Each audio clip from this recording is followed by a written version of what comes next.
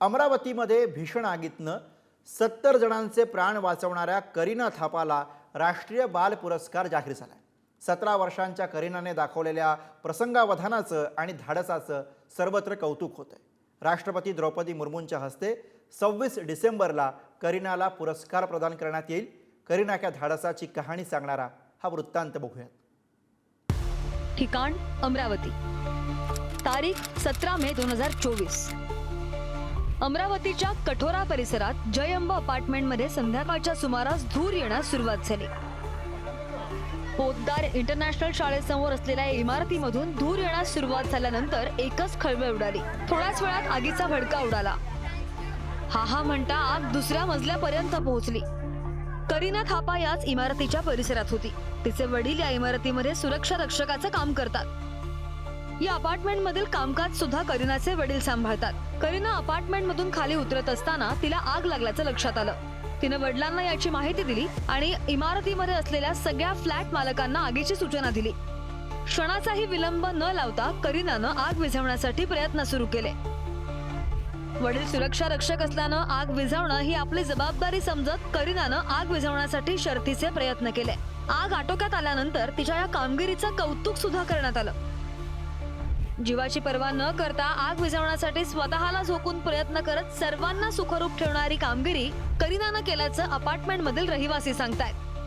त्या दिवशी आमच्या इथे इतकी भीषण आग लागली की म्हणजे जर करीना थापा इथे आमच्या इथे वॉचमॅन आहे, त्यांची मुलगी आहे, तिने बाजूच्या घरात जाऊन जे धाडस दाखवलं, लॉक तोडून जे तिने आग विझवली, त्याच्यामुळे आमचे 200 लोकांचे जीव जवळपास वाचले. खरंच तिचं कौतुक किती केलं तरी कमीच आहे, कारण निव्वळ ती 17 वर्षाची आहे. करीनानं वयाच्या 17व्या वर्षी केलेल्या धाडसी कामगिरीची दखल सरकार दरबारी सुद्धा घेण्यात आली. करीनाला या वर्षीचा राष्ट्रीय बाल पुरस्कार जाहीर झालाय. जिल्हाधिकारी कार्यालयामध्ये करीना आणि तिच्या कुटुंबियांचा सन्मान सुद्धा करण्यात आला. करीनाच्या या सन्मानानं तिच्या वडिलांचा ऊर अभिमानानं भरून आला.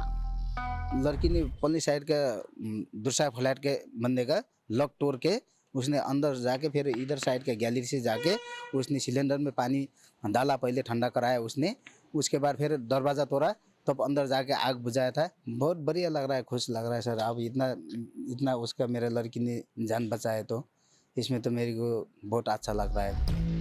राष्ट्रीय बाल पुरस्कार मिळाल्यानं करीनाही आनंदी झाली आहे. आपण दाखवलेल्या शौर्याचं कौतुक केल्यासंदर्भात तिने सरकारचे आभार मानले. ऐसे मन में सिर्फ इतना ख्याल था कि भाई किसी तरह इस आग को बुझा ले और लोगों की जान बच जाए. और काफ़ी बुजुर्ग लोग तो घर के अंदर ही फंसे हुए थे और काफ़ी बच्चे छत पे थे और पूरा फ्लोर धुएं से दिख नहीं रहा था तो वो नीचे नहीं आ पाते थे. राष्ट्रपति जी के हाथ से पुरस्कार मिल रहा, बहुत खुशी हो रही. ये सब मेरे बहादुरी के कारण मिल रहा है, ऐसे बहुत अच्छा लग रहा है. शिखांचे 10वे गुरु गोविंद सिंग यांचे पुत्र साहेबजादा गोवर सिंग यांनी देशासाठी दिलेल्या प्राणांच्या आहुतीचं स्मरण म्हणून 26 डिसेंबर रोजी देशात वीर बाल दिवस साजरा होतो. या निमित्तानं केंद्रीय बालविकास मंत्रालयाच्या वतीनं पंतप्रधान बाल पुरस्कार प्रदान केला जातो.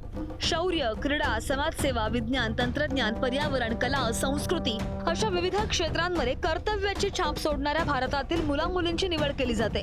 त्यांना राष्ट्रपतींच्या हस्ते गौरवण्यात येतं. असा सन्मान आणि पुरस्कार मिळत असल्यानं थापासारख्या गरीब कुटुंबांना समाजात सन्मान मिळालाय. या गरीब कुटुंबातील करीनानं केलेल्या कामाची दखल सरकारनं घेतल्यानं करीनाच्या आईनं सुद्धा सरकारचे आभार मानले. बहुत अच्छा लग रहा है मेरे को. तो मेरी बेटी आगे जाकर भी ऐसे ही काम करे, लोगों की मदद करे, लोगों को बचाए. पुरस्कार मिल रहा है, ये तो अच्छी बात है, बहुत अच्छा लग रहा है. करीनानं दाखवलेल्या धाडसाचा गौरव होणं ही अमरावतीकरांसाठी अभिमानाची बाब ठरली आहे. आग लागल्यानंतर जी समय सूचकता करीनानं दाखवली त्यामुळे तिनं इतर तरुण तरुणींसमोर नवा आदर्श सुद्धा निर्माण केलाय. संकटांच्या काळात समोरच्यांसाठी धावून जायला हवं हा संदेश करीनानं दिलाय. करीनाच्या कामगिरीचं झालेलं कौतुक आणि तिला मिळालेल्या पुरस्कारासाठी पुढारी न्यूजच्या सुद्धा शुभेच्छा. छगन जाधव, पुढारी न्यूज, अमरावती.